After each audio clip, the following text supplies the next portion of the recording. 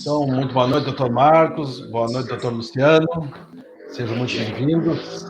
Vamos entrando no nosso estúdio da página da subseção aqui, esperando os amigos irem chegando para nós começar o nosso trabalho da noite, esperando que o público seja tão qualificado e grandioso quanto tem sido nas últimas lives nossas aí.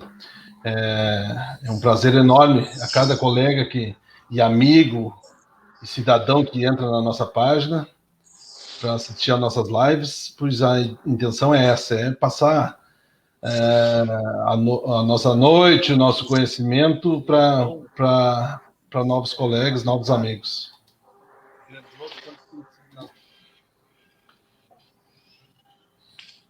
Excelente, excelente. Estou muito satisfeito com o convite, né? Endrigo, Marcos, né? Já desde logo deixando a formalidade de lado, como havíamos combinado, né? Então quero já desde logo deixar meu agradecimento. Vou esperar o pessoal entrar um pouco mais e vou tecer alguns comentários aí sobre os amigos, sobre a região, né? Isso aí. Porque tem um carinho muito grande por todo o povo aí da região carbonífera. Com certeza. E o povo tem pelo amigo, não vou chamar de doutor agora. Então vamos dar boa noite para o doutor Júlio Ferrari, nosso novo colega. Estava ansioso por essa live. Então, manda um grande abraço para o professor Luciano Fernandes. Doutor André Santos, nosso secretário. Doutora Liana Maiar Medeiros. Doutora Jéssica Krever, dando os cumprimentos a nós e bem-vindo, querido professor. Doutor Júlio César Ávila Araújo. Eu consigo ver os comentários, Endrigo? Pergunta. Se tu entrar na página, entra na nossa página e, na verdade... Depois, né? Não, pode entrar agora. É que tu tá no celular, né? Mas... Como, Marcos? Boa. Vou colocar no computador aqui, ó. Vou colocar no computador. Excelente. Tá ótimo. Já entendi. Vamos ajustando. Nós não somos uns mestres em edição de vídeos e edição de lives, mas a gente vai aprendendo, né? Muito antes pelo contrário, né? Mas como a advocacia está difícil, daqui a pouco nós vamos ter que partir para esse ramo de edição de... Influência digital, o que tu acha?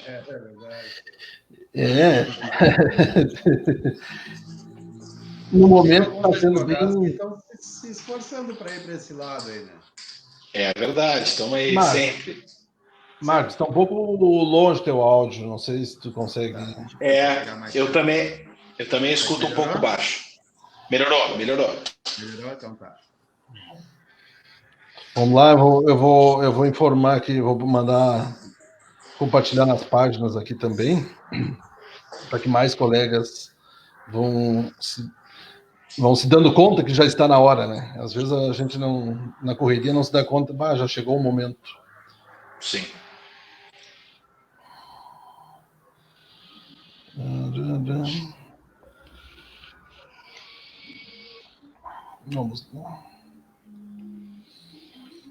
Vamos ver quem mais já chegou.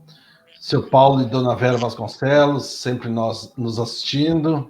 Boa noite. Dr. Lucas Ehlers Raguzzi, muito boa noite. Dr. Júnior Rael, boa noite. Doutora Denise Aguete Pinheiro, boa noite. Bom rever o querido professor Luciano. Doutora Denise, na semana que vem, estará conosco numa live com a nossa chefe de polícia do estado, a doutora Nadine Anflor. Que legal, estarei na audiência. A doutora Priscila Abreu, minha querida colega e esposa, também está na audiência. Doutora Márcia Ferreira, doutora Daiane Stout, que também nos abrilhantará uma noite falando sobre direito imobiliário, no dia 23 de agosto. Que legal. E assim vamos qualificando a nossa plateia aqui, aumentando. Quem estiver assistindo aí vai nos dando boa noite para que a gente saiba que está conectado com o colega. Nós já temos 38 colegas nos assistindo.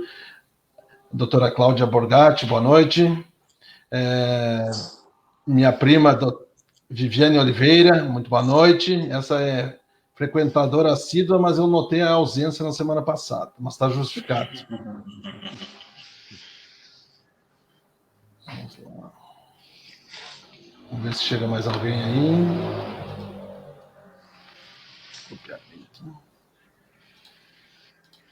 Só vamos lançar nos grupos aqui. Substituição. Como é que está o Porto Alegre? Muito parada, doutor? Doutor, não. Hoje Luciano. frio, né? Hoje está fria, muito fria a cidade. Mas sim, Rodrigo, isso... Bom, vamos lá, essa situação, né? Ela impactou de forma muito clara, né, na movimentação diária da cidade, nos negócios, nas empresas, as placas de locação apareceram, né, cada vez mais. Então, bom, vamos lá, a situação ela é delicada, é um pouco da nossa pauta de hoje, inclusive, né? Esse impacto na atividade empresarial, né? Tá complicadíssimo. Eu imagino que por aí a coisa também não está muito melhor, né? Caminhamos juntos, ou estamos parados juntos. Sim. Eu não sei se houve alguma declaração esta semana em relação, vamos lá, alguma espécie de prazo. Tradicionalmente nas terças-feiras, né? Tem uma... Do TJ? Do TJ, até onde eu sei, durante agosto não se cogita o retorno, ou se cogita dos processos físicos, não, né? Não.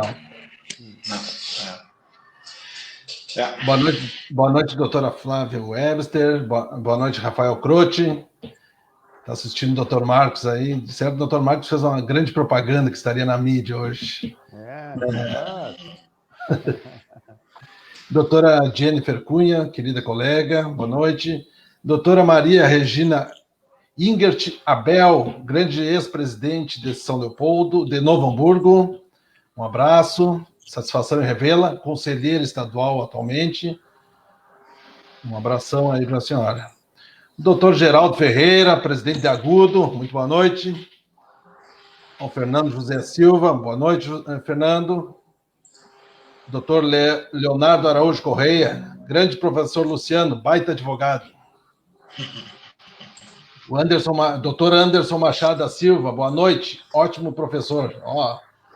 Eu sabia que a turma de alunos do professor Luciano estaria presente, faria... Sim, estou reconhecendo boa parte dos nomes aí, viu? Isso aí. Doutora Laura Miller, muito boa noite. Estava sentindo a sua ausência, doutora Laura.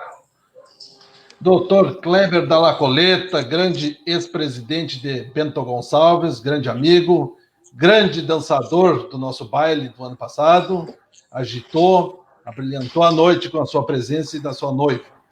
E agora está no choco, né? Logo, logo terá o Breno a acompanhar suas noites acordado. Minha querida mãe, muito boa noite. Com certeza a Martina também está aí, mas não colocou no ar, não se manifestou, mas também deve estar olhando o papai. Então já são 7h11. Vamos esperar mais 2 minutos aí. Eu acho que já podemos, já temos bastante gente nos assistindo. Doutora Paula Bernardi, muito boa noite.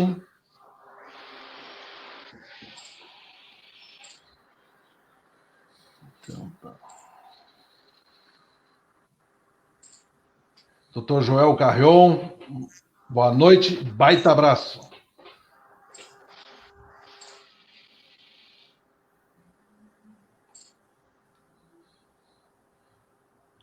Mike Garcia, boa noite. Já estamos com 60 pessoas, doutor. Luciano. Que coisa boa. Doutor Marcos, já está comprovada, já está tirada a falta aqui que o senhor está no escritório mesmo. Doutora Cairuza está...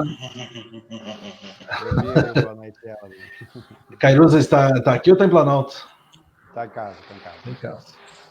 Nadine Almeida, boa noite, excelente professor. Doutora Ana Carolina Dias Ávila, boa noite.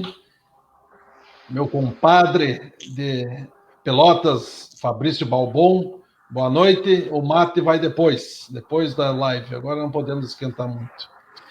Doutora Camila Silveira, boa noite. Doutor Juliano Correia Balmart, quase advogado, estamos prontos para lhe entregar a carteira logo, logo. Grande professor e advogado, doutor Luciano. Doutora Amanda Alves, boa noite. Doutora Tatiana Silva, boa noite, colegas. Boa noite, doutora. Estamos aumentando o público aí, então acho que já podemos dar início, né, para começar a nossa conversa. E conforme nós ajustamos, né, eu ainda não consegui tirar o doutor. Conforme nós ajustamos, Luciano, conforme vai surgindo os questionamentos, as manifestações, a gente vai interrompendo gradativamente em momentos oportunos, tentando ser oportuno, para colocar um parênteses, alguma manifestação no que está sendo dito naquele momento. Bruno Sonegman Ribeiro, boa noite. Então, vamos lá. Então, colegas que eu não consegui cumprimentar e que não se manifestaram, ou que se manifestaram após eu ter já lido os nomes, muito boa noite a todos. É uma enorme satisfação, mais uma vez, nós dividirmos um pouco da nossa noite com vocês, para trazer mais um tema jurídico que é inerente à nossa sociedade, não só aos advogados. Porque o cidadão também tem que ter conhecimento mínimo de como as coisas funcionam. Até para entender que o nosso trabalho de advogado não é fácil. Por mais que se ache que o advogado tem que saber tudo, não tem como nós sabermos tudo. As coisas são muito evolutivas, o conhecimento ele muda, a matéria, a legislação muda muito, e nós temos que estar diariamente nos aprimorando, adquirindo conhecimentos e muitas vezes escolhendo como fazer determinadas coisas. Não é simplesmente o cliente pegar, entregar os documentos e o advogado já largar no fórum, já entrou com o meu processo. Isso muitas vezes não funciona assim. O advogado, com a documentação, ele tem que fazer um estudo se é melhor entrar assim ou assado. Então, é por isso que a gente sempre busca trazer ao público externo também, além dos advogados, esse mínimo de conhecimento para que saibam que o nosso trabalho depende do cliente, depende muito do judiciário, e é onde nós vamos focar o nosso tema hoje, né? Que hoje nós vamos falar sobre tutelas de urgência na pandemia. E o que é tutelas de urgência? Para quem não sabe, no começo nós já combinamos que não vamos nos chamar de doutor, sem formalidades. Então, o Luciano, que foi professor de muitos dos que estão assistindo e de outros da região aqui, já assistiram palestra dele na UBRA, já assistiram palestra dele na OAB também. O Luciano vai buscar nos clarear um pouco esse tema, as tutelas de urgência na pandemia. Então, vou apresentar o nosso ilustre palestrante da noite, o doutor Luciano Fernandes. Ele trabalha no Fernandes Advogados Associados, em Porto Alegre, é especialista em processo civil, MBA em Direito Tributário, mestre em Direito e professor universitário. Dentro do seu currículo de professor universitário, ele foi professor da nossa querida UBRA São Jerônimo. Seja muito bem-vindo, doutor Luciano Fernandes. A nossa satisfação e gratidão de dispor um pouco do seu tempo, da sua noite fria, para passar teu grande conhecimento. Temos certeza que ao final desta noite, dessa conversa, sairemos muito melhor qualificados do que nós entramos, porque a tua didática, a tua forma de passar o conhecimento é muito fácil de compreender e de grande qualidade. Então, seja muito bem-vindo. Quero cumprimentar também o Dr. Marcos Romero, que é o nosso ilustre tesoureiro da subseção, grande companheiro de jornada aí há 4 anos e meio, que vem sempre ombreando conosco aí as dificuldades da subseção, as dificuldades do nosso trabalho, e está sempre sendo um esteio aí para nós conseguirmos fazer um bom trabalho. Então, aos dois participantes comigo uma excelente noite de trabalho. Passo a palavra para o Luciano Fernandes para que ele faça seus cumprimentos e apresente o tema para nós. Excelente, excelente. Bom, em primeiro lugar, quero dizer que eu estou envaidecido com os elogios, agradeço muitíssimo, né, pela gentileza, pelo carinho. E, bom, em primeiro lugar, pelo convite, né, Indrigo? Fico realmente muito satisfeito. Também, Marcos, Marcos, eu não conhecia pessoalmente, mas tenho certeza que teremos um excelente debate hoje. Quem sabe, numa oportunidade futura, podemos nos encontrar pessoalmente, por que não, né? Bom, então agradeço gentilmente esse convite da OAB São Jerônimo, né?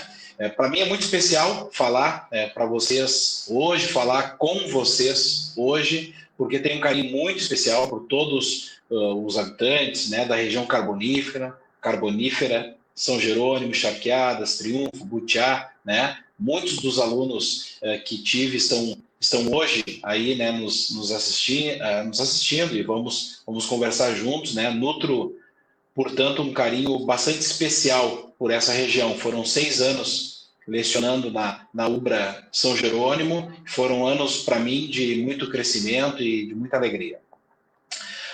Bom, nosso tema de hoje, né, é tutela provisória na pandemia, durante a pandemia, né? E se vocês me permitirem, depois da pandemia, né? Porque eu penso que os efeitos dessa situação que nós vivemos hoje, e desde logo peço desculpas porque eu não vou dar um enfoque social, embora ele seja muitíssimo importante, tá? Mas eu não vou falar do grave problema que assola a nossa sociedade, né? Dessa crise de saúde que nós vivemos, das muitas mortes que estão ocorrendo e que causam tanta tristeza em todos nós. Se vocês me permitirem, eu vou fugir desse tema, que ele é muito delicado, muito triste, e vou tratar hoje da tutela provisória sobre uma visão mais empresarial, né? E sobre como isso afeta a atividade econômica e como esses efeitos vão se postergar no tempo, não é? Então é mais ou menos dentro dessa didática que eu gostaria de debater o tema, se vocês me permitirem.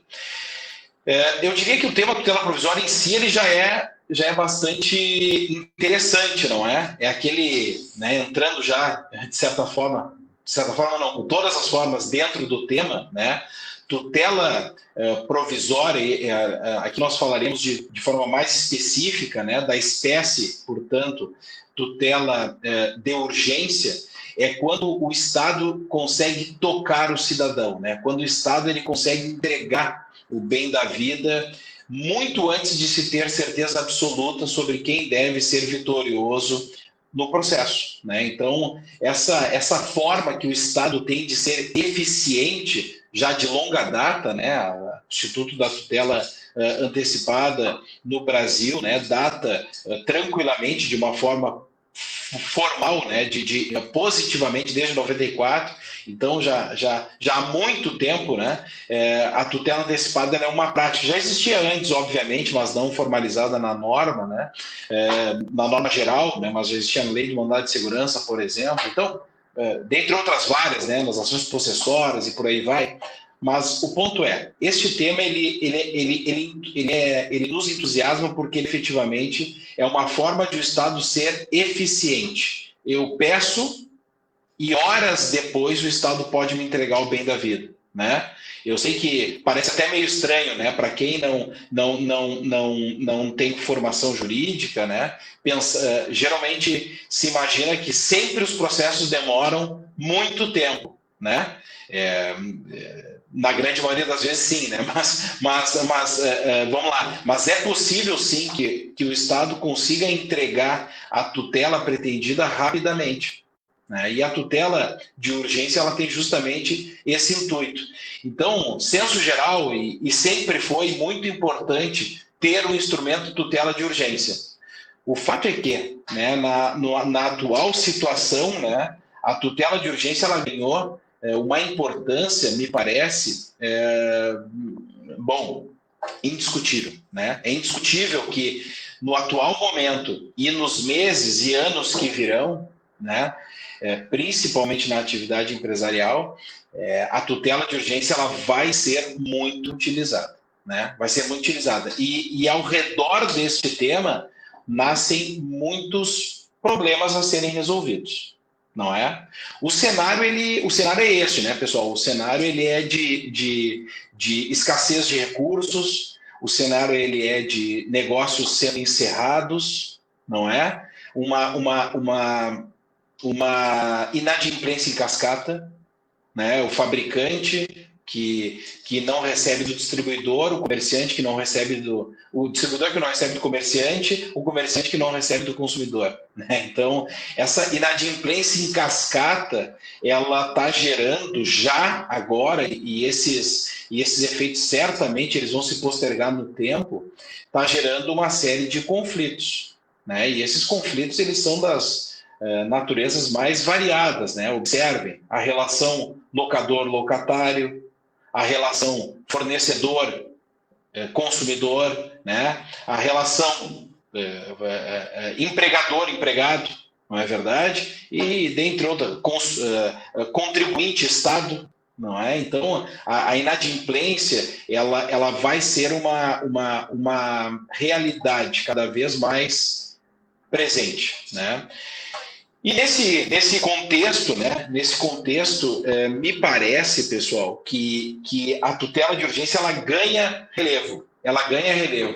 E se nós formos olhar alguns pontos muito específicos e alguns julgados recentes, nós vamos perceber que talvez o judiciário ainda não tenha se dado conta que a sociedade está mudando, que os valores estão mudando e que a realidade socioeconômica mudou abruptamente, né? Ela mudou abruptamente, né? Os recursos, repito, escassearam, né? As empresas não têm caixa. Eu tenho dito e tenho ouvido muito falar sobre isso, né? Que a pandemia, claro, ela no ramo empresarial ela trouxe não problemas novos, também trouxe problemas novos, né? Simplesmente fechar a atividade é um problema novo, não é verdade? Mas ela catalisou problemas que já existiam, né? Como que se tirou um band-aid de uma ferida. A ferida estava ali, né? Mas tirou o band-aid. Então, alguns problemas de gestão ficaram cada vez mais claros. As empresas do Brasil, né, e de outros países latinos também, mas muito no Brasil, elas não têm, na maioria das vezes, as pequenas e médias empresas, não trabalham com caixa de segurança razoável, suficiente a suportar situações como essas, né, que, embora raras, acontecem, né? Então me parece que todo esse contexto fez com que passassem as empresas a buscar alternativas, e essas alternativas hoje para sobreviverem envolvem necessariamente inadimplência, né? Eu vou usar um termo aí que já que me permitiram ser mais informal, né? Meus alunos que aí estão sabem que eu sempre fui bastante informal na aula, né? Porque eu sempre entendi que a educação ela não é uma relação de hierarquia, né? Ela é uma relação de paridade, né? Então, na sala de aula a gente troca conhecimento, não existe imposição de verdades, né? Espero que nenhum me desminta nos comentários aí, né? Mas eu sempre achei que estamos ali todos para aprender e para trocar conhecimento, né? Então, nessa me perdi no raciocínio. Isso também acontece comigo há muito tempo, né? Eu dizia que a atividade econômica trouxe problemas, né? Que os problemas catalisaram, não é? E que, bom, perdi completamente o fio da meada. Acredito que o senhor ia falar a respeito de um calote. Perfeitamente, obrigado por me salvar, Marcos. O que acontece? Como a informalidade ela foi autorizada, o que está acontecendo é o famoso sorteio de boletos, né? O empresário ele joga para cima os boletos, né? E o que ficar no ar ele paga, ou seja, quase nenhum, né? Essa é a situação. Então, esse é o ambiente propício, pessoal, para a catalisação dos conflitos. Né? Então, os conflitos eles virão. Os conflitos já estão existindo, né? Relação locador e locatário, não preciso dizer, né, o quanto tem sido tensa e densa essa negociação né, para manutenção do contrato de aluguel, né, quando algumas atividades estão 100% fechadas e amargaram aí 60 dias, né, sem nenhum faturamento, não é? Claro que tem uma zona cinzenta muito grande e, por favor, não pretendo entrar na discussão sobre se devia ou não fechar, nada disso. Eu tenho a minha opinião, mas não é o caso, né? O ponto é que nós temos uma realidade socioeconômica e ela, nesse ponto, respeitosamente, me parece indiscutível, né? A situação econômica é muito delicada. Bom, mas daí precisamos falar de tutela de urgência, né? Precisamos falar de tutela de urgência, né? E aí eu desde logo quero fazer uma observação, né? Tutela de urgência ela é uma subespécie da tutela provisória, não é? E a tutela provisória, a que eu pretendo falar hoje, é aquela que está a partir ali do artigo 294 do CPC, que também não engloba todas as possíveis tutelas provisórias, né? Existem tutelas provisórias que não estão neste artigo, que estão bom, um exemplo é o mandado de segurança, né? Outro exemplo são as ações possessórias e outro exemplo está em antecipações de efeitos que tem na lei de recuperação judicial e falência, bom, e outras várias, né? Mas me interessa muito esse capítulo das tutelas provisórias, que estão a partir do artigo 294, e hoje o nosso foco ele vai estar na tutela de urgência, né? Que está a partir do artigo 300, né? Até o artigo 310. Nós vamos, portanto, não trataremos da 311, que é a tutela de evidência, né? Essa eu vou deixar de fora, né? Porque o nosso foco aqui é entender, bom, preciso de um resultado e preciso de um resultado rápido, né? Rápido, né? Se a imediatidade já era algo importante antes, imaginem agora nesse cenário socioeconômico, né? Imagina ter que esperar 2, 3, 4, 5 anos por uma sentença de primeiro grau, né? Para então conseguir eventualmente receber a tutela jurisdicional, né? Essa realidade, ela, bom, certamente não resolve o problema, né? Talvez o agrava, não é? Bom, dentro da tutela provisória de urgência, nós temos duas possibilidades. Temos a tutela de urgência antecipada e a cautelar. Os requisitos são muito parecidos, com uma pequena nuance que os diferencia, né? O primeiro requisito ele é comum, né? Possibilidade, probabilidade do direito, não é verdade? A probabilidade do direito está no artigo 300, né?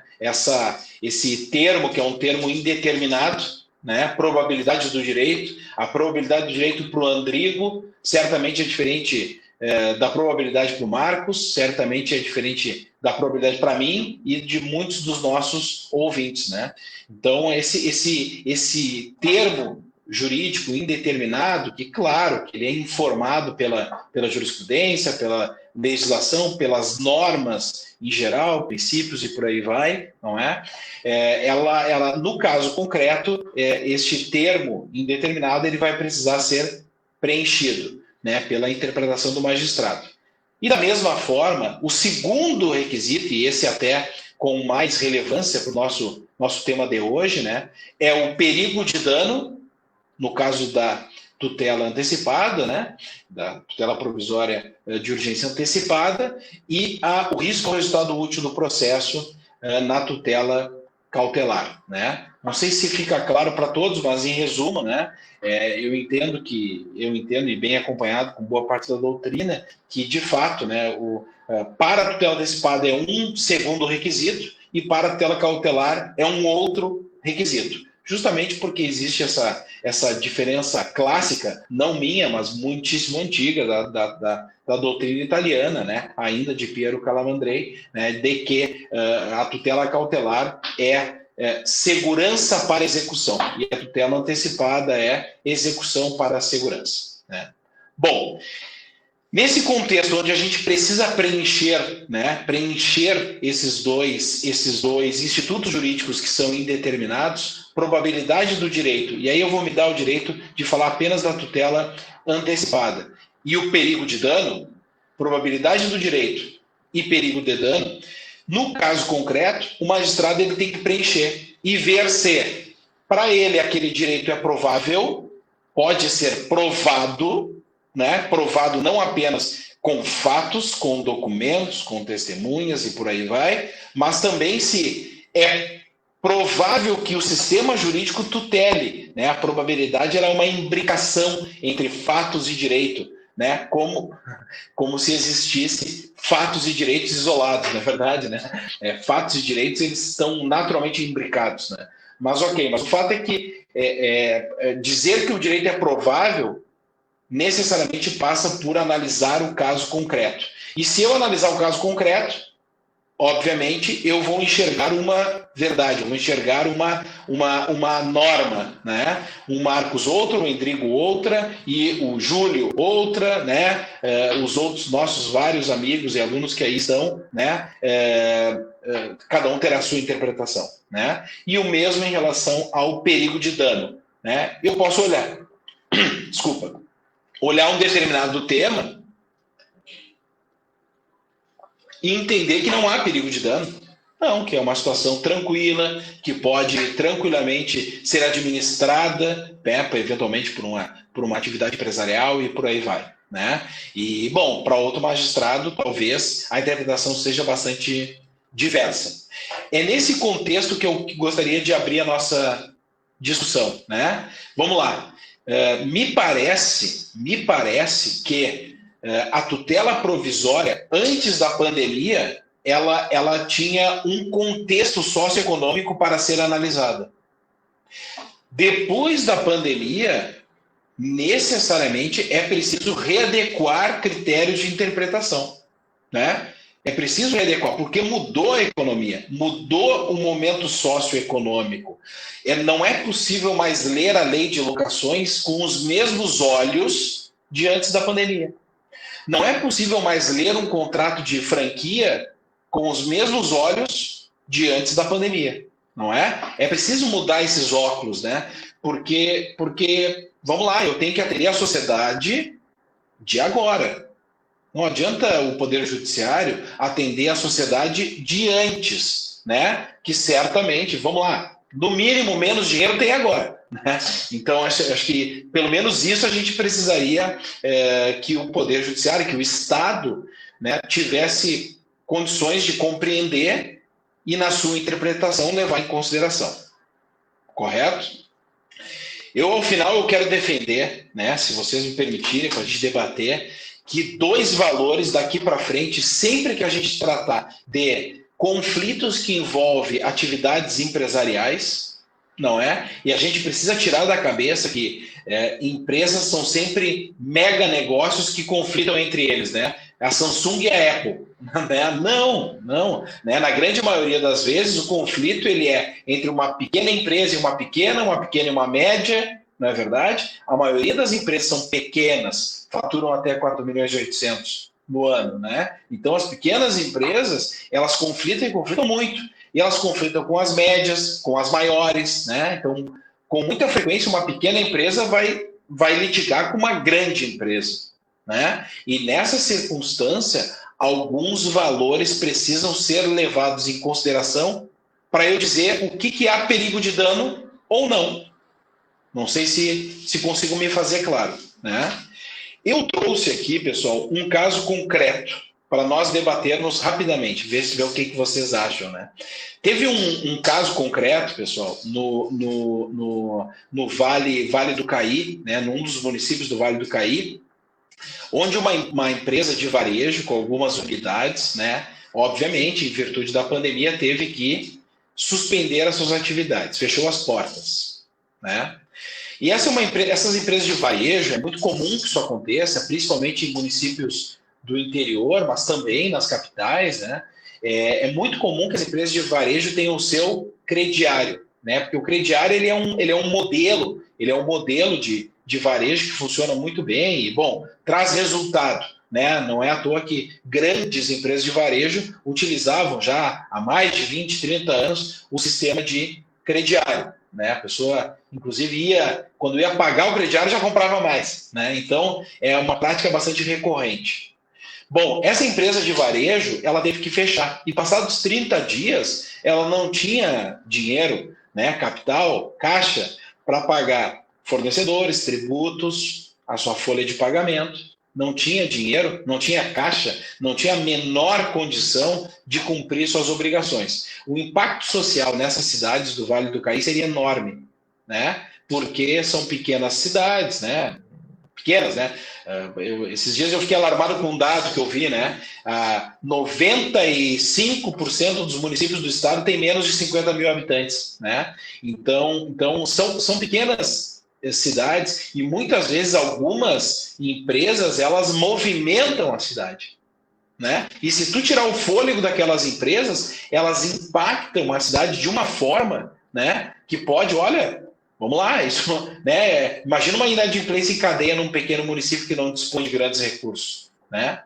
Bom, dito isso, né? Essa empresa precisava captar o seu crédito que estava na rua, justamente no crediário. Né? Ela tinha, sei lá, alguns milhões de reais em crediário com seus clientes na rua, né?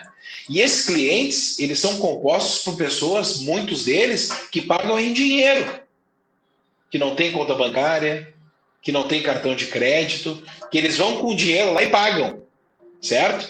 Então, aproximadamente 50% desse crediário seria pago em dinheiro.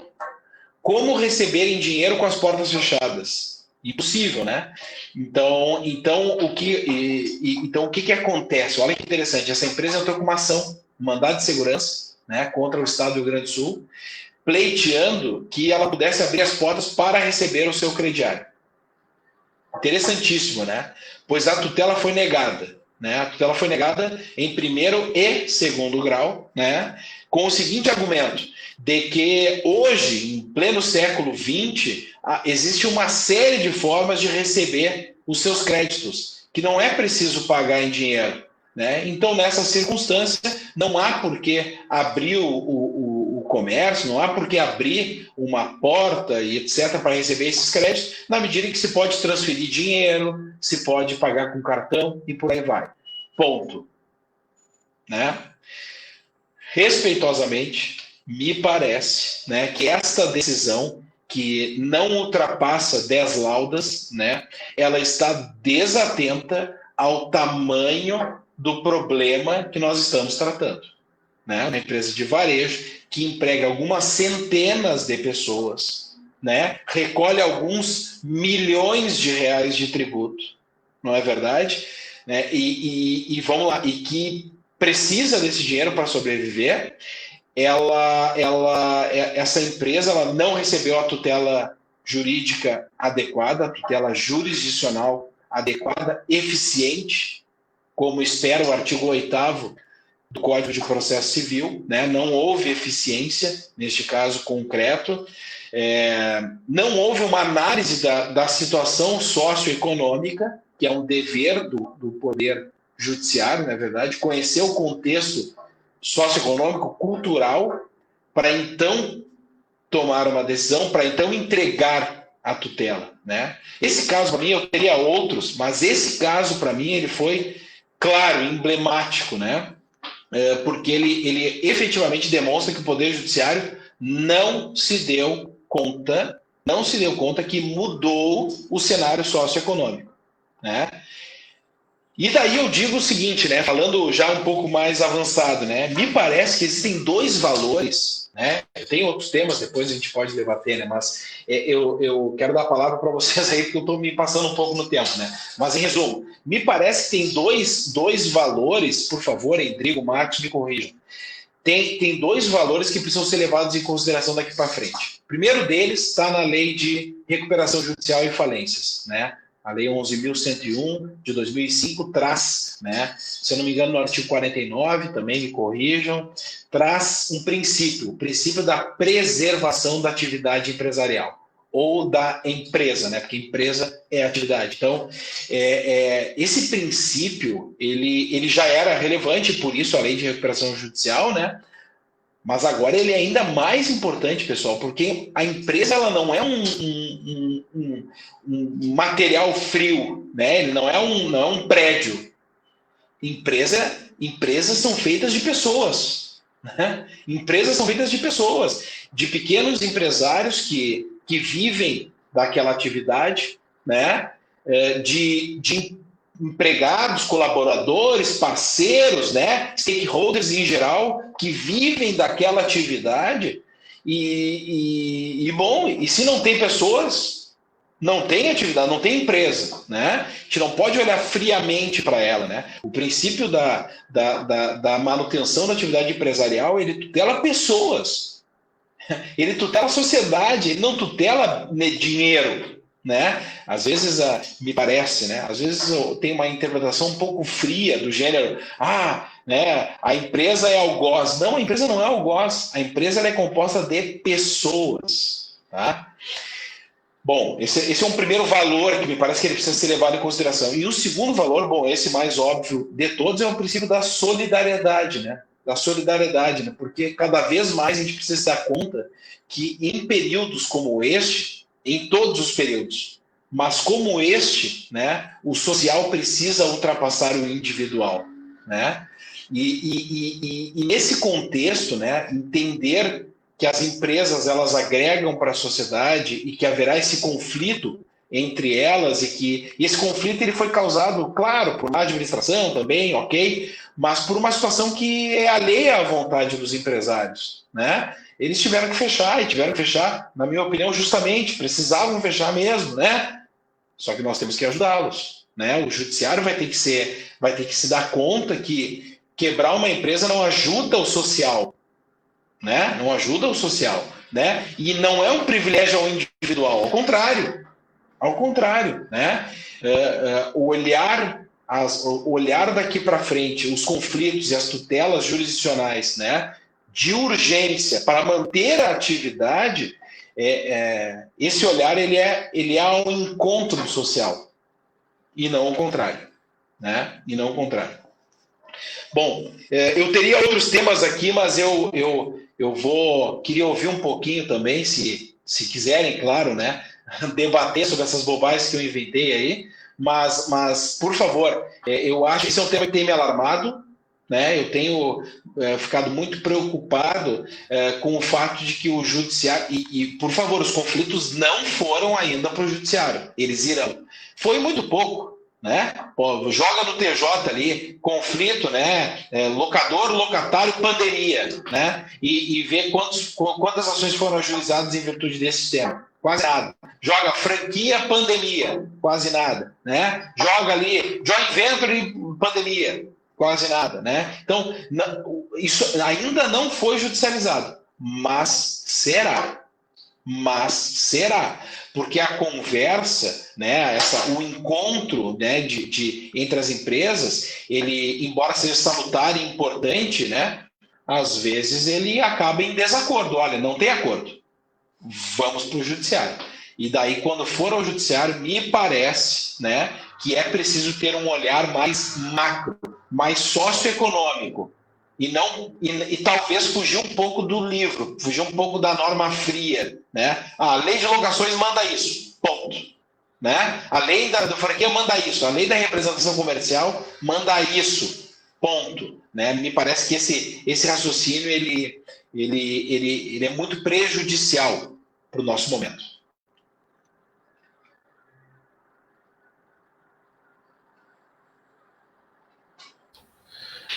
Luciano, tu nenhum momento falou bobagem, como tu disse, as bobagens que eu estou falando. Com certeza não está falando bobagem nenhuma. Realmente são muitas situações que se criarão para o judiciário decidir mais para o futuro. Hoje está se correndo atrás dessas coisas de urgência, mas muitas coisas virão ainda. Dou como exemplo, e eu ainda não sei como vai ser decidido pelo judiciário, essa grande discussão, fugindo um pouquinho do tema, mas falando de novidades que surgirão para o judiciário. Muito se vê, muito se ouve, muito se lê de mortes que são colocadas como oriundas do vírus e que a pessoa foi sepultada, tudo como tivesse o vírus e depois não teve, ficou comprovado que o resultado sai uma semana depois, foi comprovado que não tinha, né? Houve todo aquele tratamento de que como tivesse. E a pessoa não pode ser velada, todos aqueles danos. E a gente acha que isso está muito distante, e eu posso dizer que isso não está distante, isso já andou batendo nas portas da nossa advocacia regional.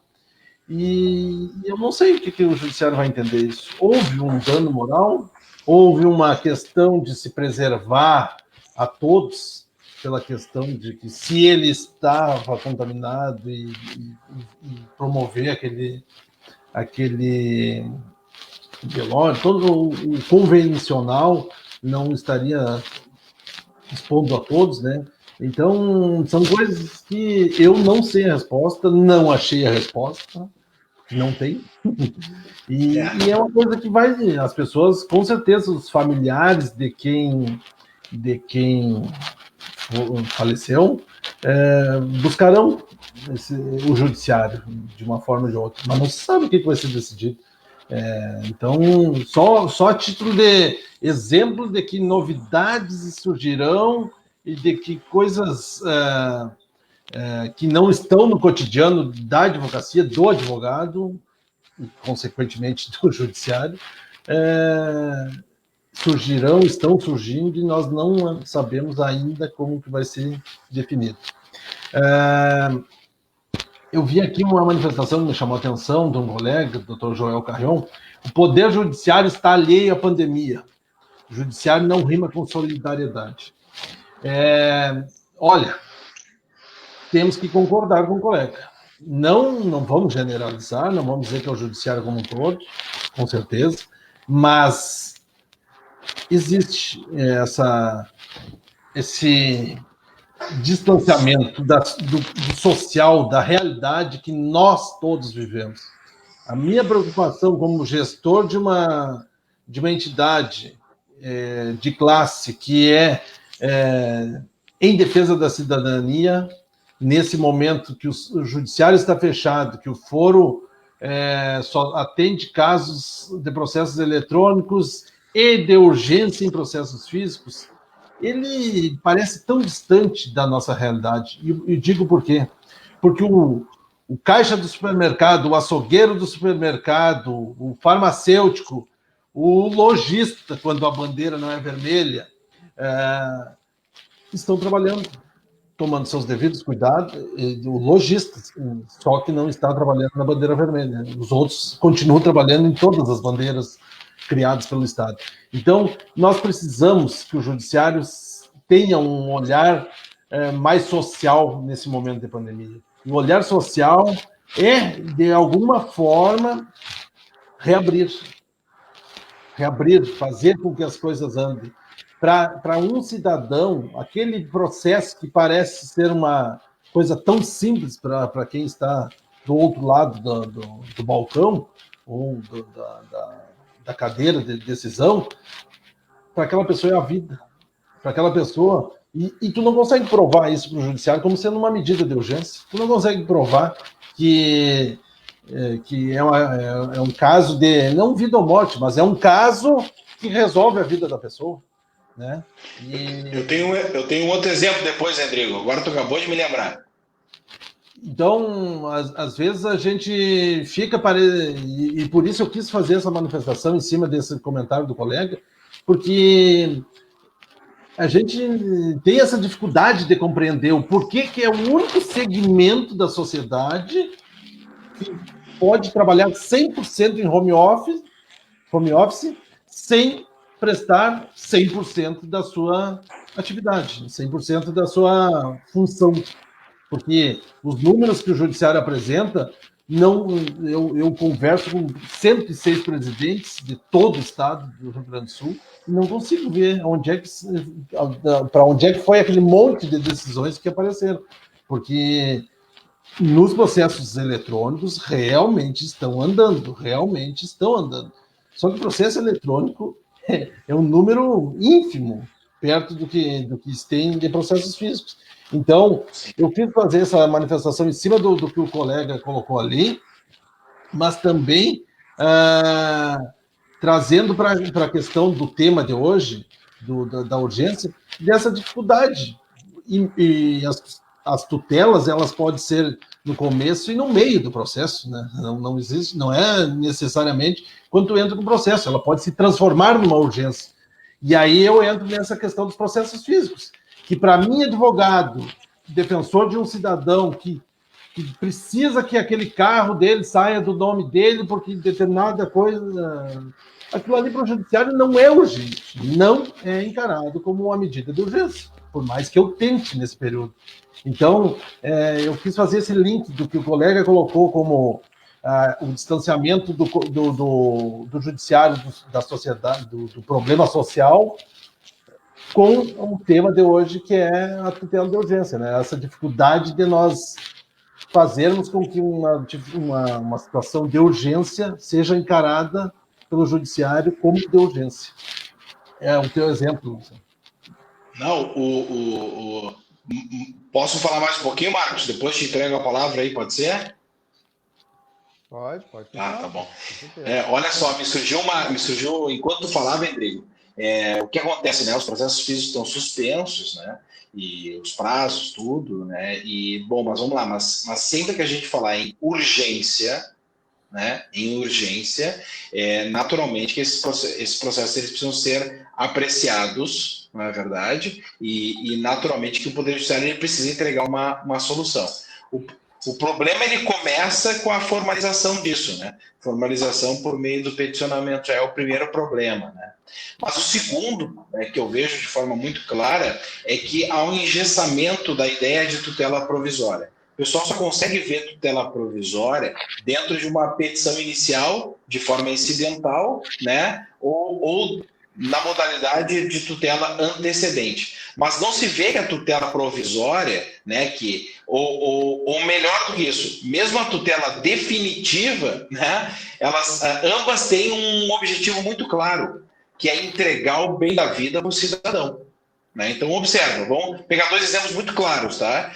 Vamos imaginar que alguém entra com plano de saúde para fazer uma cirurgia. Né? Daí tu ganha a ação, aí eu saio do direito empresarial e vamos para o direito civil. Né? Então, um pouco de consumidor também. Né? Então, entro com a ação contra o plano de saúde para fazer uma cirurgia. O juiz, liminarmente, portanto, ele não é afetivo contraditório, liminarmente ele defere e manda fazer a cirurgia, ok? Essa aí tu consegue fazer, vamos lá, digamos que no processo digital, tá? Porque hoje naturalmente seria digital, né? Então, tu consegue a tutela, sai um ofício e o plano de saúde terá que cumprir a ordem, certo? Agora vamos imaginar, olha a loucura, vamos imaginar que ele já tenha ganho o processo, né? Ele já ganhou, só que ao contrário, aí ele fez a cirurgia, ele gastou, ele tirou do bolso a cirurgia, né? E agora ele tem que receber 20, 30, 100 mil reais, tá? E ele fez a cirurgia e está cobrando. Ele ganhou em primeiro, ganhou em segundo grau, né? Transitou em julgado, ele começou a execução, certo? E aí o processo parou, porque o processo está suspenso. E esse dinheiro é o dinheiro que ele vai pagar o aluguel, é o dinheiro que ele vai pagar o próprio plano de saúde, é o dinheiro que ele precisa desse dinheiro.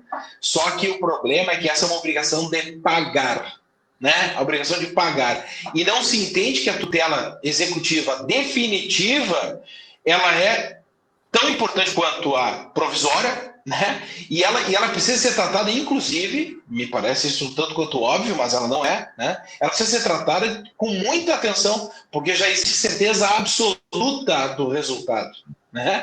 Então, hoje, os processos físicos que têm certeza absoluta estão sendo deixados de lado, né? E não se consegue movimentar, porque se diz, não é urgência, né? Não existe urgência. Mas, meu Deus, nós estamos falando de tutela, né? Tutela, e nesse caso é tutela definitiva.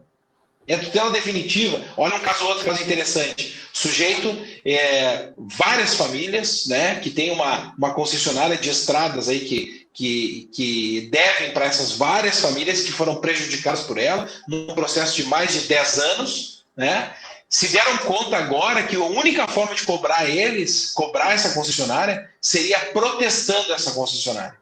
Né? Então pediu lá a certidão que está prevista no CPC, que hoje em dia tu nem precisa de certidão, tu pode só pegar a sentença e ir até um tabelionato de protesto e protestar, enquanto credor que tu és, né? Pediu uma certidão para poder ir protestar. né, essa ideia que, olha, me dá uma certidão de tanto, dizendo que eu sou credor, eu vou protestar e vou negativar esse devedor. Pelo menos eu vou estimular ele a pagar. Não é verdade? O judiciário me nega a tutela e diz assim, não é urgente. Mas, meu Deus, não é urgente. Manda fazer o ofício, porque ele não causa nenhum prejuízo para ninguém da sociedade. Ele só causa benefício para um credor que há mais de 10 anos espera pelo bem da vida. Né? Então, essas incongruências que acontecem, né, elas são respeitosamente constrangedoras. Né? Lembrei outra agora. Posso mais uma, não? Claro. Agora me empolguei, hein? Acho que nós vamos até meia-noite. Mais uma, gratuidade e justiça, tá? Agravo de instrumento, artigo 10.15 do CPC. Cabe agravo de instrumento ante o indeferimento da gratuidade de justiça ou revogação do benefício. Estamos de acordo? Não me lembro o inciso, tá? Me corrijo. Deve ser inciso 5, por aí. Cabe agravo quando indefere a gratuidade. Quando defere, não cabe agravo, né? Porque agora é possível impugnar na contestação ou a qualquer momento em peça posterior, inclusive na apelação. Certo? O 10.15, todavia, não fala das hipóteses de parcelamento de custas e pagamento ao final das custas. Ou seja, eu entro com uma ação, eu sou uma empresa, tá? Eu sou uma empresa que precisa litigar, está desesperada. Eu sou uma pequena empresinha e tenho que brigar contra a Apple, uma gigante, por exemplo, tá? Eu sou pequeno. Só que eu sou pequeno e faturo, sei lá, 1 milhão por ano, tá? Geralmente, empresas, pessoas jurídicas não recebem gratuidade, não ganham gratuidade, porque tem faturamento, pagam suas contas, devem para um, devem para outro, mas vão seguindo, né? E daí, geralmente, o Poder Judiciário diz, pessoa jurídica não provou a sua hipossuficiência, né? A sua impossibilidade de arcar com as custas, então, indefiro. Daí nós vamos para o passo seguinte, né? Passo seguinte, então eu quero pagar as custas ao final, certo? Daí o magistrado diz, indefiro.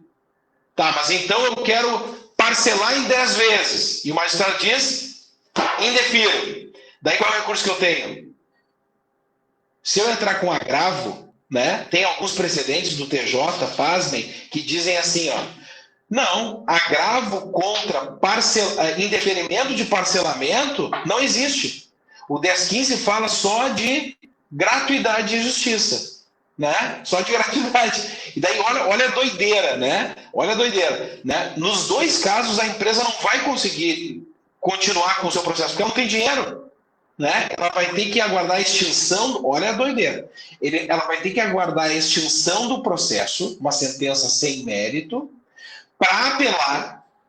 Daí ele vai ter que apelar, para então esse processo subir ao tribunal, para cassar a sentença e voltar para a distribuição, né, para o momento inicial, para dizer, magistrado, defere o parcelamento. Eu não consigo raciocinar nesse sentido, não faz o menor sentido. Né? Então, e soma-se a isso o fato que o STJ, né, no entendimento já, no tema 988, já sedimentou o entendimento de que a lista do agravo de instrumento ela não é 100% taxativa. Né? Ela não é taxativa, pura e simplesmente, né? Existem outras possibilidades, né? Como, por exemplo, aventar a competência. Né? Não está no rol do 10.15 que quando alguém ajuiza uma ação de juiz incompetente e o juiz se diz competente que eu não posso agravar. Né? Então, mas é óbvio que, né? Concordem comigo, alguém distribui uma ação civil no juízo trabalhista ou vice-versa. Né? É flagrante a incompetência funcional, né? Por razão da matéria. Então, é óbvio que tem que ter um agravo. Né? Então, o STJ, felizmente, sedimentou e o TJ não se dá conta dessas situações, infelizmente. Né? Então, é mais um tema que me veio à cabeça agora e que me parece precisa ser melhor examinado. Né? E daí quantos meses, né, até ao resultado dessa apelação, né, para analisar o processo, já se foi a urgência, né? O tempo perdido, né? E enquanto isso, não foi analisado se era urgente ou não, né? Diga-se passagem. Porque primeiro se quer saber se tu paga ou não paga. Perfeito. Daí imagina, né?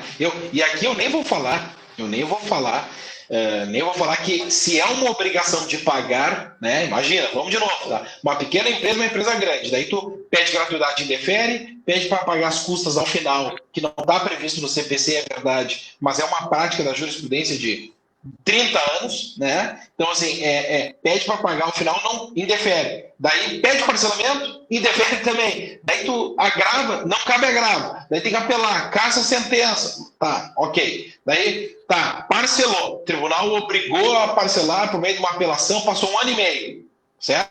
Daí tu diz assim, olha, é uma obrigação de pagar. Essa empresa, a Apple, está me devendo... Eu não tenho nada contra a Apple, tá? Eu adoro a Apple, inclusive. Tá? É um exemplo, uma gigante, né? Então, uma pequena empresinha brigando com uma gigante, né? Daí diz assim, olha, a Apple está me devendo 100 mil em virtude de um contrato, só que esse contrato não tem 2 testemunhas, então não é título executivo, eu estou entrando com uma ação de cobrança, certo? Magistrado, me defere uma tutela antecipada para que a Apple me pague, no início da ação, os 100 mil. Me pague 50 mil, me pague 10 mil, me pague qualquer valor, R$1. Né? No início do processo, eu quero uma tutela provisória, de urgência, antecipada, de obrigação de pagar. Olha, salvo engano, tá? Salvo engano. Nenhum magistrado, né? Salvo engano, por favor, né? Nenhum magistrado nos 5.664 municípios deste lindo país que nós vivemos vai deferir essa tutela. Por quê? Porque não é certamente porque a lei proíbe. A lei não proíbe deferimento de tutela de obrigação de pagar. Né? Tanto é assim que obrigação de pagar alimentos, há deferimento. Obrigação de pagar pensão, há deferimento. Obrigação de pagar tratamento de saúde pelo plano de saúde, há deferimento. Né? Agora, e os outros? Os outros se diz assim, não é possível antecipar porque a tutela é irreversível. Sim, mas dos outros também é irreversível. Né? Depois que fez a cirurgia, não dá para desfazer a cirurgia. Depois que tu come, não tem como devolver o alimento. Concordam? Depois que tu usa a pensão, não pode devolver a pensão. Nos outros casos também é irreversível. Né?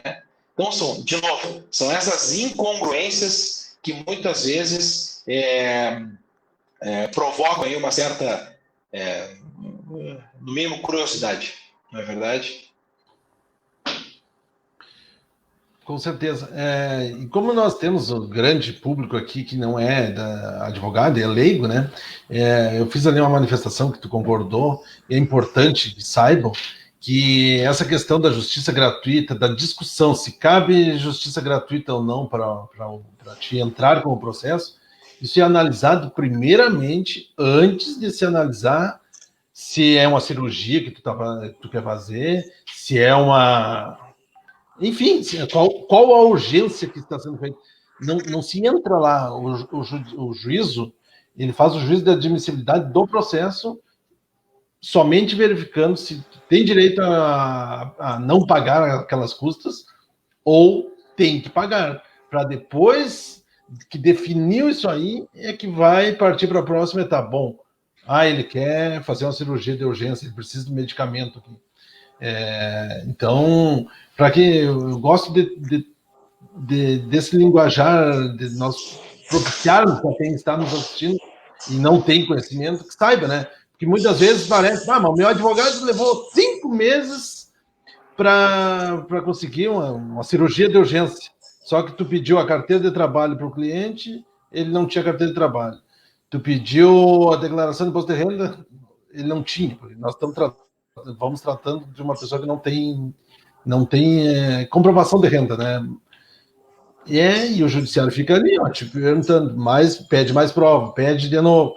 Esse vai e volta aí, não te analisou o que tu quer mesmo do processo. Então, eu gosto de deixar claro que muitas das dificuldades que o advogado passa, o cidadão nem sabe do que está se passando, né?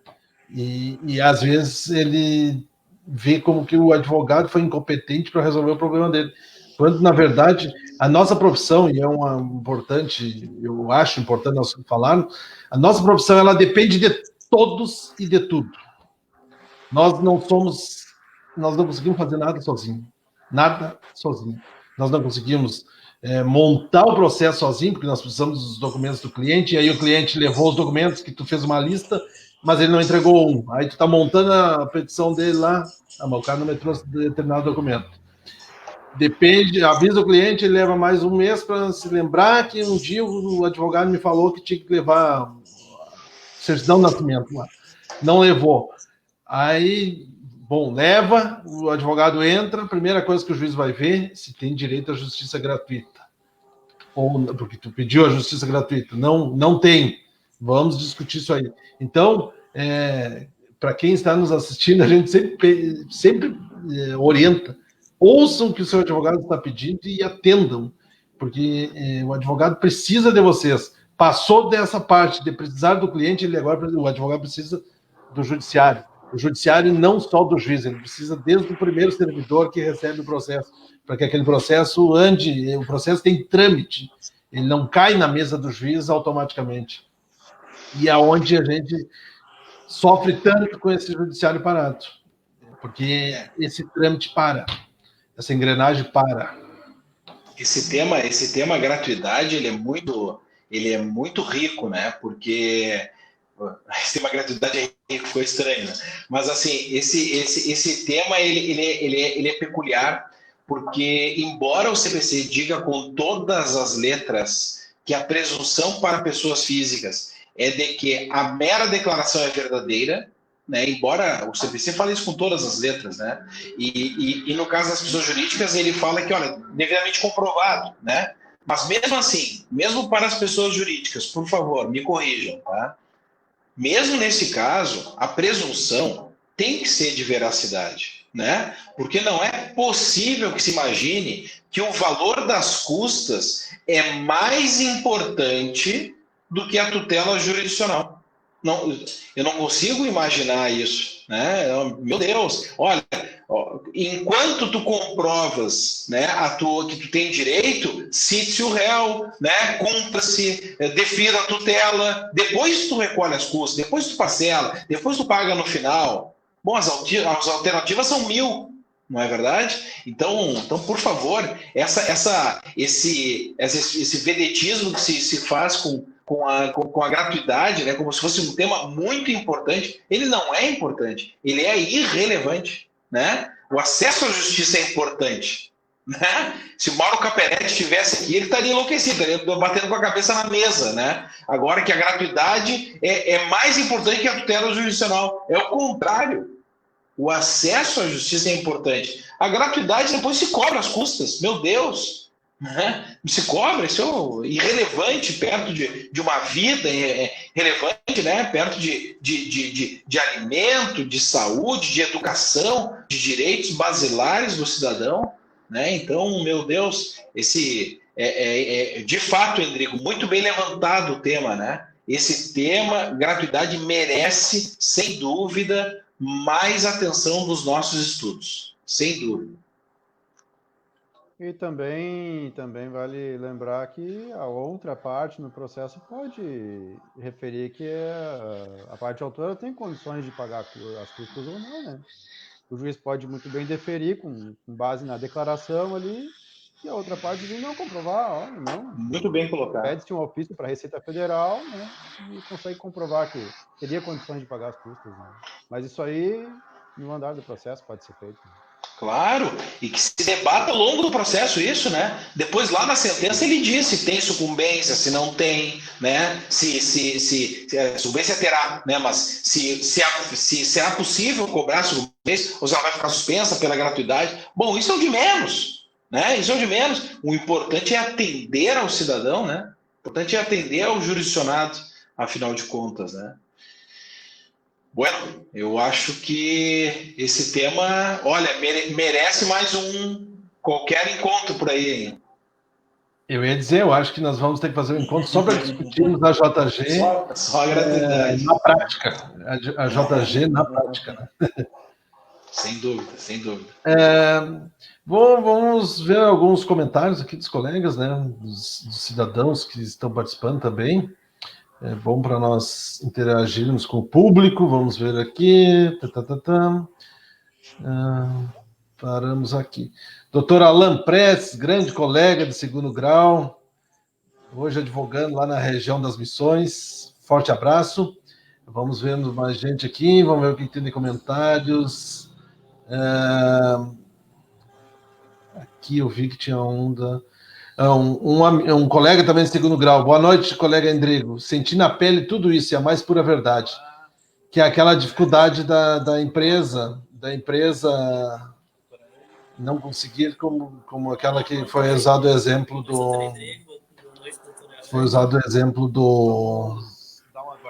da empresa essa da região dos vales aqui, eu acho que foi que falou, né? Que não que ia receber e não tinha como...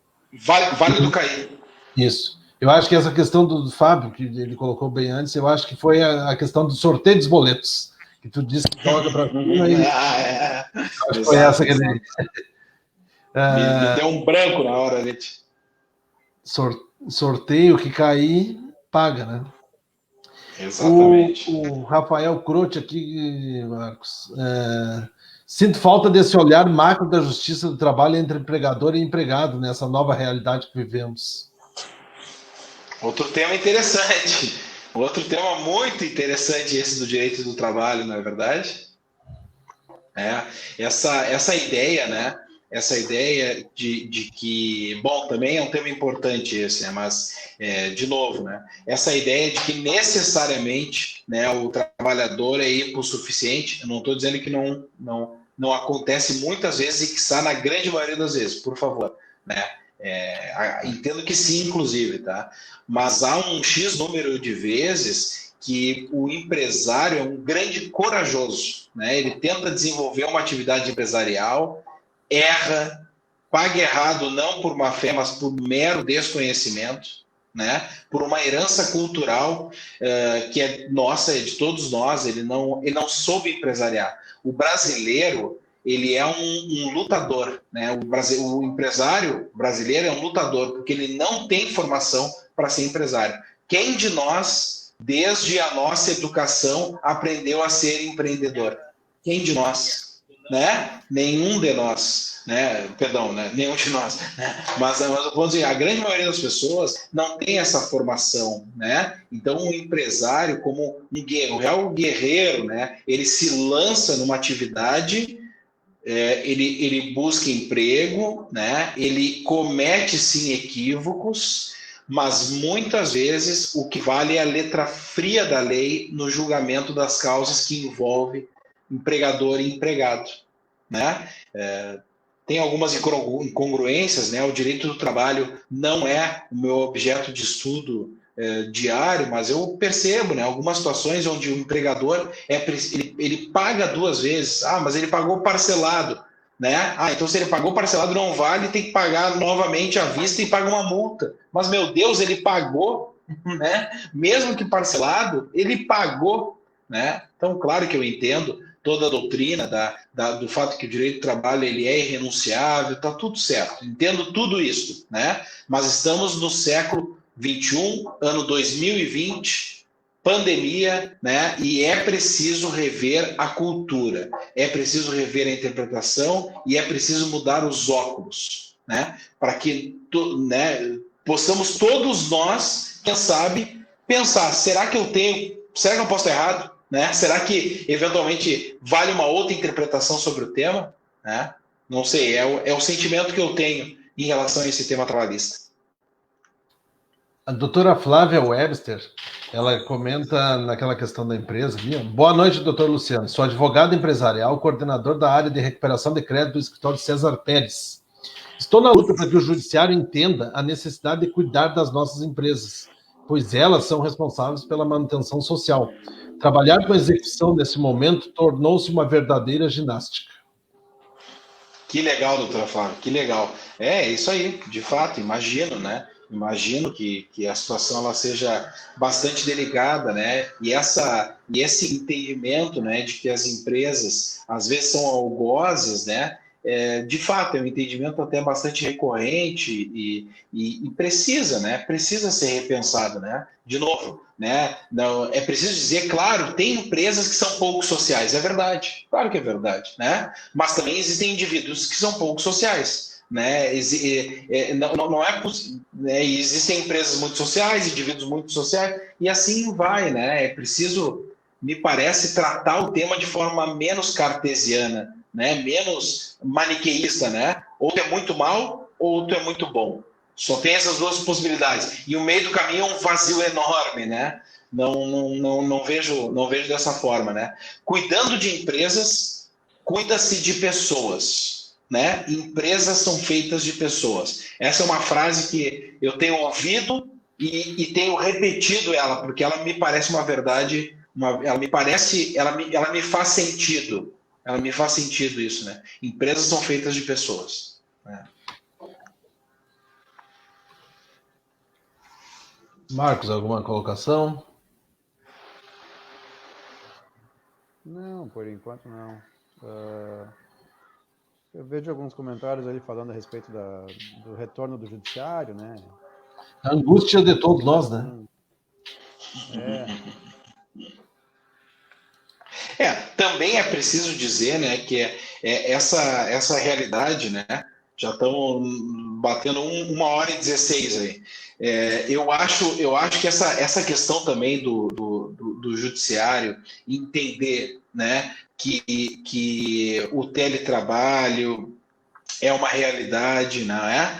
Que audiências digitais e vamos lá, e trabalhar o Poder Judiciário de uma forma eficiente, talvez essa nova realidade, ela de fato seja algo salutar, que precisa ser pensado, né? Principalmente na economia, né? O dinheiro público precisa ser tratado com a austeridade que nós imaginamos, né? E esperamos, né? Então eu acho que a economia dos órgãos públicos, em especial o judiciário, né? Se ela conseguir manter a mesma eficiência, ou quiçá até aumentar a eficiência, por que não, né? Por que não se tornar uma realidade, né? Eu vejo a dificuldade na audiência de instrução, né? Mas na de conciliação, né? Na de conciliação, uma audiência digital como regra, olha, eu acho que seria algo bem interessante. O que vocês acham? Eu concordo plenamente. É, Porque, na verdade, tudo que é bom a gente quer que continue, né? claro, claro, claro. E tu começa a ver que é possível determinadas coisas, e elas, às vezes, são toda mudança, ela no começo parece um pano preto na tua frente, quando, na Sim, verdade, se tu levantar aquele pano preto e olhar atrás dele, muitas vezes tá o paraíso ali, né? seguramente. E essa questão de audiências de conciliação serem pela forma virtual, e eu sou um voto favorável à de conciliação. Porque De hoje, conciliação. o que acontece, né, para nós advogados? Muitas vezes temos que nos deslocar quilômetros, temos que perder um dia de trabalho para chegar lá e dizer que tu oferece 10, eu ofereço 1, e não chegamos a meio termo e voltamos um dia perdido. Quando, na verdade, isso pode se discutir sentado no teu escritório, teu cliente do teu lado, ou na casa dele, onde quer que seja, ou a outra parte da mesma forma lá, e eu acho que facilitaria muito, cara. Perfeitamente. Nós precisamos essa evolução aí, eu acho que vai ficar e é boa que fique. Agora, a questão da audiência de instrução, ela tem que ter a personalidade, o juiz tem que, eu falo muito nas minhas petições, quando sou instado a responder se eu quero audiência de instrução ou não, de que o juiz e o advogado tem que sentir tem que sentirem as testemunhas, sentir e ver se a pessoa está tremendo, se a pessoa tá nervosa, enfim. E isso aí tu não consegue ver num vídeo. Eu aqui, hoje estou nervoso, mas eu acho que ninguém está vendo que eu estou, né? Mas é essa situação. Então, a audiência de instrução, não consigo ainda ser convencido de que ela deve ser realizada, pode ser realizada em modo virtual. A audiência de conciliação, eu acho que ela tem que ficar. Eu, se precisar de apoio nesse sentido aí, eu serei um que apoiarei. a de instrução, eu acho que o grande problema são as testemunhas, né? tu não ter aquele, tu não poder ver a testemunha pessoalmente antes da audiência ali, a testemunha da outra parte, que eu me refiro, né? Tu não sabe onde que aquela testemunha está, o que ela, de repente, está sendo orientada, sei lá, né? Mas quanto à audiência de conciliação, eu tenho uma restrição só quanto ao JEC. Né? O JEC, quando a pessoa não tem advogado constituído no processo, não tem como garantir que aquela pessoa vai entrar na reunião virtual ali para fazer a audiência. Eu já tive algumas experiências assim bem complicadas, assim. Se tem Sim. advogados nas duas partes, beleza, o advogado toma a frente, né? Agora, deixar para o cliente sem advogado junto é complicado. Tem um livrinho muito bom, um livrão, né? Um belo livro do professor Darcy Guimarães Ribeiro, que é muitíssimo atuante na ESA, né, da OAB. Eu tive o prazer enorme de ser aluno dele, tanto na graduação quanto na pós-graduação, fui seu orientando, inclusive, né? Então, eu admiro muito o professor Darcy. Ele, no livro Provas Atípicas, ele fala muito sobre a conduta, né, das partes, das testemunhas, né? Essa presença, esse toque, né? Que o magistrado, ele quando ele faz a audiência, ele tem esse contato, né? Esse feeling, né? Das partes, né? Afinal de contas, o convencimento ele também é feito, né? Dessa convivência, de entender o contexto, afinal de contas, né? Então, eu acho que a audiência de instrução virtual ainda é uma realidade e aparentemente, de forma salutar, né, é uma realidade distante, né? Mas a de conciliação é uma economia, né? Acho bem interessante.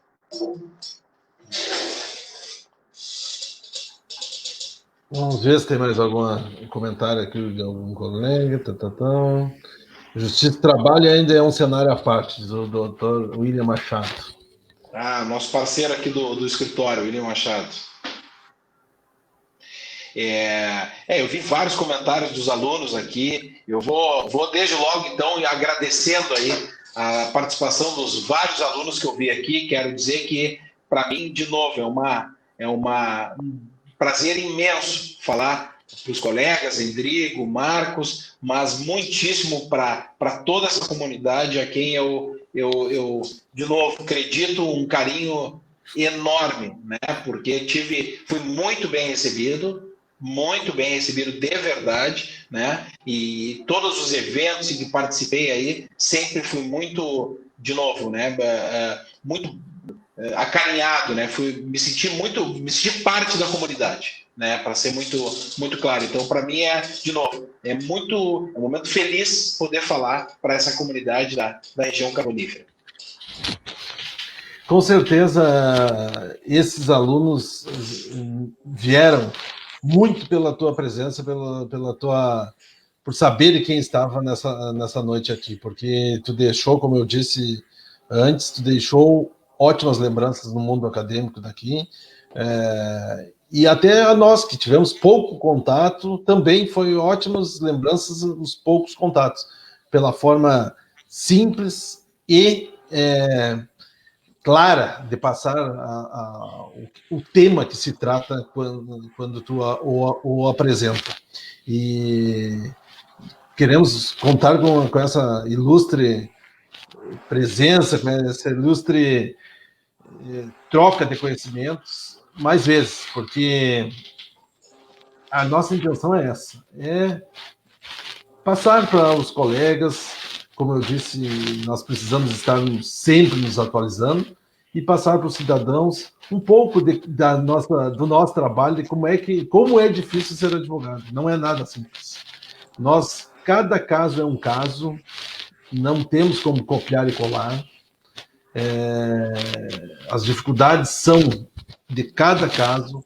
Tu pode entrar com 2 processos ao mesmo tempo, duas coisas iguais. Só mudou o nome, as partes, e eles não vão terminar iguais. E eles não vão nem caminhar iguais. Né? Mas não pode, hein? O CPC diz que não pode isso aí, hein? Uniformização, né? Jurisprudência. né? Isso, o artigo 927 do 926 não deixa. Será que não mudou isso desde 2015, hein, Rodrigo? Mudou. Não mudou nada, mudou o CPC, né? Mas a realidade não mudou, né? Uma vez eu fui numa palestra do Humberto Ávila, desculpa te interromper, tá? Fui numa palestra do Humberto Ávila, lá no Palácio São Rafael. Era o lançamento de um CPC comentado, né? E daí ele é um orador incrível, né? E ele falou assim, o CPC novo, ele é maravilhoso, ele é incrível, ele é sistemático, ele é isso, ele é aquilo, mas ele não é o suficiente. Por quê? Porque se não mudar a cultura, né, se as pessoas elas não estiverem predispostas a quebrar paradigmas, quebrar as verdades absolutas, né, quebrar de novo, né, com perdão da obviedade e da repetição do mesmo conceito. Essa ideia cartesiana, só existe o certo, é isso, é matemático, né? Se as pessoas elas não estiverem predispostas a relativizar as certezas, pode trocar 1000 vezes o CPC. Não vai fazer a menor diferença. Né? Não vai fazer a menor diferença. Exato. Marcos, mais alguma coisa? Não. Eu queria agradecer a oportunidade de estar aqui com vocês hoje, né? O Dr. Luciano Fernandes, explicações bem aceitáveis, bem boas de ouvir, né? Eu já conhecia o doutor, eu tinha visto uma palestra na UBRA. Opa! Com o Endrigo antes. Eu tinha visto uma palestra sobre o CPC, eu acho que foi. Foi em 2016, quando estava... Foi em março de 2016, o ciclo quando estava sendo... Legal. Só agradecer a possibilidade de participar com vocês aí.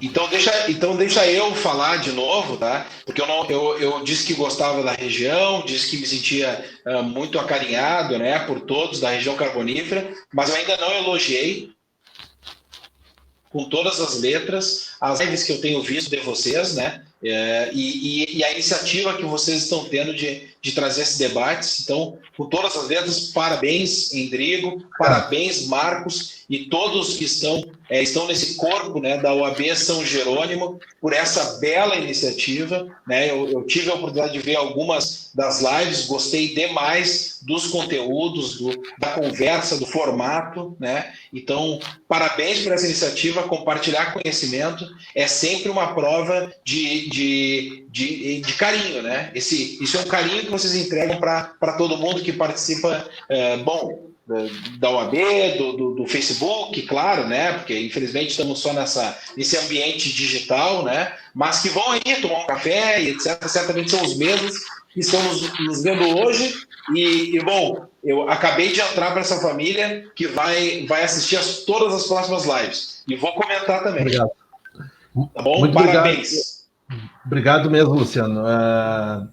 Eu fico muito lisonjeado com teus elogios, porque eu sei que são sinceros, de coração, e a nossa intenção é essa. Que bom que tu reconheces e muitos outros reconhecem. Nós não estamos aqui para promoção pessoal, para nada, porque nós poderíamos estar em casa, brincando com a minha filha, olhando futebol, que já está voltando à normalidade, mesmo com as suas críticas. Mas a ideia é essa, é compartilhar conhecimento, é mostrar o que é o nosso dia a dia, para quem não tem ideia, saber que o advogado tem as suas angústias também. O advogado, ele tem muitas dificuldades para trabalhar, que ele não consegue fazer nada sozinho. Mais uma vez, eu repito isso, e a cidadania precisa saber disso, e ela precisa contribuir para que as coisas andem e funcionem também. Também tem que saber o porquê que as coisas não funcionam, muitas vezes. Então, eu fico lisonjeado com teus elogios, com as tuas colocações, quero contar com a tua presença, quero ler os teus questionamentos, as tuas manifestações, com toda honra aqui. Quero agradecer a todos que participaram hoje. Foram muitas pessoas que entraram. Agora não estou com os números aqui, mas já estava ultrapassado as 1000 pessoas alcançadas pelo vídeo. Até eu ver se eu consigo abrir. Que legal. Então, que legal. Então, é isso que nos alimenta a continuar fazendo. É termos público. Não adianta nós virmos aqui e não termos Não temos... Deixa eu ver aqui. Os outros eu não sei, mas na próxima eu estou confirmado. Então, já falando em próximas lives, já estou antecipando o convite em primeira mão para a semana que vem, no dia 5, na quarta-feira, a live com a nossa chefe de polícia do estado, a primeira chefe mulher,